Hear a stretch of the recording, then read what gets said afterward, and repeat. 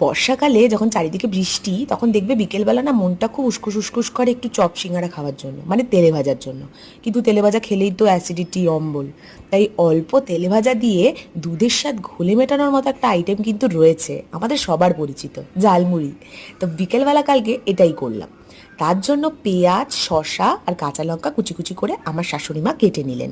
যদি চান আপনার এখানে আরও কিছু অ্যাড করতে পারেন, যেমন টমেটো, বাট আমি টমেটোটা দিইনি কারণ ছিল না তাই। তো যাই হোক, এটার মধ্যে একটু চানাচুর দেওয়া হলো, দিয়ে ভালো করে মেখে নিয়ে তার মধ্যে দিয়ে দিলাম হচ্ছে মুড়ি। তো মুড়ি দিয়ে ব্যাপারটাকে ভালো করে হাতের সাহায্যে মেখে নেওয়া হলো। এটাতে আপনার চাইলে তেলটা স্কিপও করতে পারেন, কিন্তু তেল ছাড়া ভালো লাগছিল না তাই একটু তেলও দেওয়া হলো। দিয়ে ব্যাপারটাকে ভালো করে মেখে নিয়ে ওর মধ্যে দুটো সিঙ্গারা ভালো করে মেখে দেওয়া হলো হাতের সাহায্যে। দিয়ে ব্যাস হাতের সাহায্যে মেখে সবাইকে বাটি বাটি করে দিয়ে খাও, গল্প করো আর বর্ষার বিকেল এনজয় করো। ভালো লাগলে ভিডিওটা কিন্তু লাইক করে দিও।